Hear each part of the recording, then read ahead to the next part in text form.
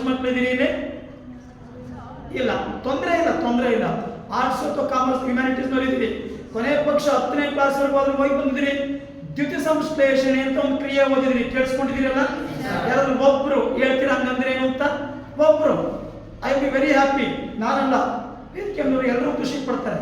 Photosynthesis ಅಂತ ಒಂದು ಕ್ರಿಯೆ ಇದೆ, ದ್ಯುತಿ ಸಂಶ್ಲೇಷಣೆ ಅಂತ ಒಂದು ಕ್ರಿಯೆ ಇದೆ. ಯಾರಾದ್ರೂ ಹೇಳ್ತೀರಾ? ಹೇಳಿಕ್ ಸಾಧ್ಯನಾ? ಒಂದು ಸಸ್ಯವು ಸೂರ್ಯನ ನೇರವಾದ ಕಿರಣವನ್ನು ಬಳಸಿಕೊಂಡು ಆಹಾರವನ್ನು ತಯಾರು ಮಾಡಲು ಗುಡ್. ಕೇಳಿಸ್ಕೊಂಡ್ರ? ಅಲ್ಲಿ ನೇರಳಾತೀತ ಅಂತ ಏನ್ ಬೇಕಿಲ್ಲ, ನೇರಳಾತೀತ ಸಿಗಲ್ಲ. ಸೂರ್ಯನ ಬೆಳಕಿನ ಶಕ್ತಿಯನ್ನ ಬಳಸಿಕೊಂಡು ಆಹಾರ ತಯಾರು ಮಾಡ್ಕೊಳ್ಳುತ್ತೆ. ಇನ್ನೊಂದು 2 ಪಾಯಿಂಟ್ ಅದ, ಏನಪ್ಪ ಹೆಸರು?